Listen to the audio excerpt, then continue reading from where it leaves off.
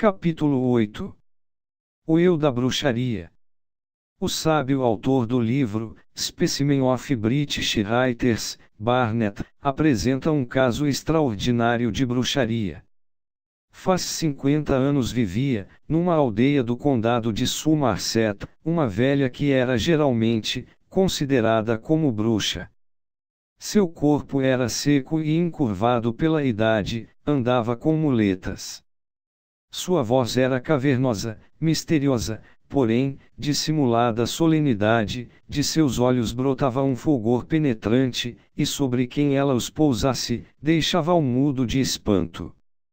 De repente, um jovem saudável e moço, de uns 21 anos, da mesma localidade, foi assaltado por um pesadelo tão persistente que sua saúde resultou afetada, e num prazo de 3 a 4 meses, ficou débil, pálido e fraco, com todos os sintomas de uma vida que se esgotava. Nem ele, nem ninguém dos seus duvidava da causa, e depois de celebrar conselho, tomou ele a decisão de esperar acordado a bruxa. Assim, na noite seguinte, por volta das 11h30, percebeu uns passos calmos e sigilosos na escada. Logo que o ser amedrontado chegou ao quarto, foi ao pé da cama, subiu logo nela e se arrastou, lentamente, até o moço. Ele deixou fazer até que ela chegou aos seus joelhos, e então, alçou-a, com ambas as mãos, pelos cabelos, mantendo-a subjugada com convulsa força, enquanto chamava sua mãe que dormia num quarto contíguo, para que trouxesse a luz. Enquanto a mãe buscava a luz, lutaram o moço e o ser desconhecido às escuras, rolando ambos, furiosamente, pelo solo, até que ao primeiro vislumbre da escada, a mulher safou-se com força sobrenatural do jovem e desapareceu como um relâmpago de sua vista.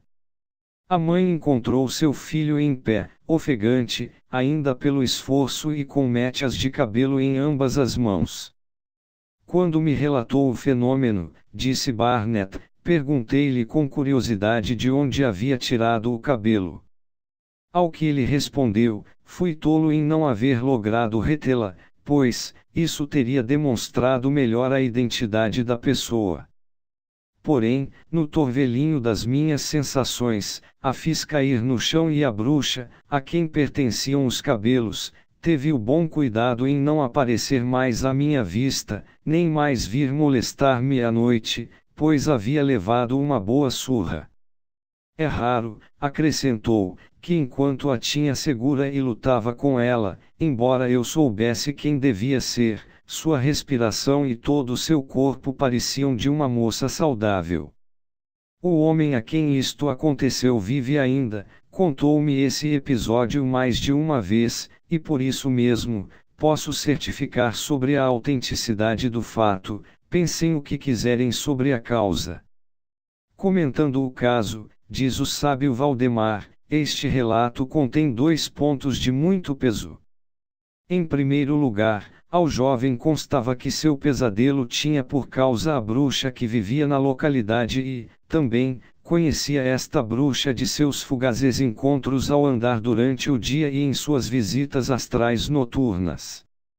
Em segundo lugar, a bruxa, encurvada pela idade e sustentada por muletas, transformou-se, ao cabo de vários meses, durante os quais ele foi se debilitando e se consumindo, na imagem de uma exuberante moça.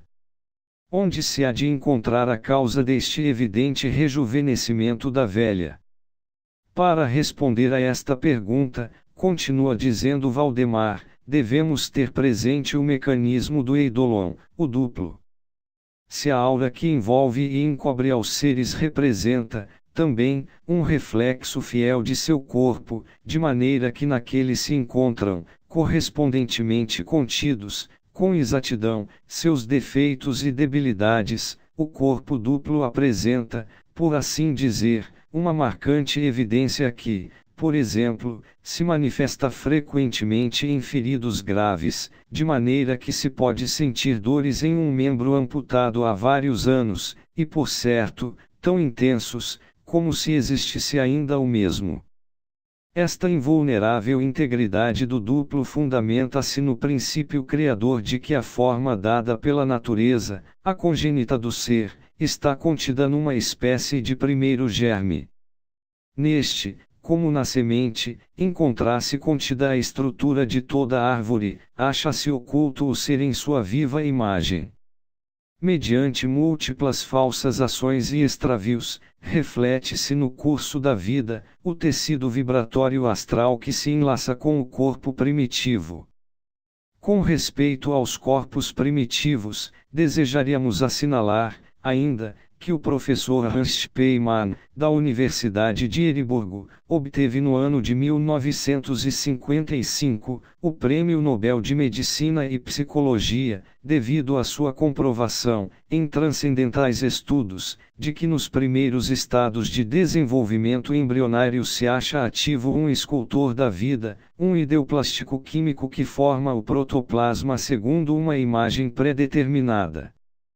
Partindo desses estudos de Spemann, o professor Oscar Schotter, da Universidade de Yale, logrou comprovar, mediante seus experimentos com salamandras, que o escultor da vida não desaparece, de modo algum, tal como Spemann havia suposto, após o tempo de desenvolvimento embrionário, senão que se mantém durante toda a vida do indivíduo. Um pequeno pedaço de tecido, procedente da costumeira ferida de um homem, poderia, segundo o professor Schotter, ao ser injetado em um terreno virgem e vivente, reconstruir, de maneira inteiramente idêntica, todo o corpo do homem ferido em questão. Acaso, os experimentos nos laboratórios de homúnculos conduziriam, algum dia, a reforçar, praticamente, de maneira insuspeita, as teorias do professor Schotter? É óbvio que a abominável arpia deste cruento relato, mediante certo modus operandi desconhecido para o vulgo, pôde sugar ou vampirizar a vitalidade do jovem para transplantá-la ao seu próprio corpo primitivo. Só assim se pode explicar, cientificamente, o insólito rejuvenescimento do corpo da velha. É inquestionável que o ideoplástico químico, impregnado pela vitalidade do moço, pôde reconstruir o organismo veletudinário daquela anciã. Enquanto a vida do mancebo se esgota espantosamente, a velha fatal de esquerdos conciliábulos tenebrosos, recobrava sua antiga juventude.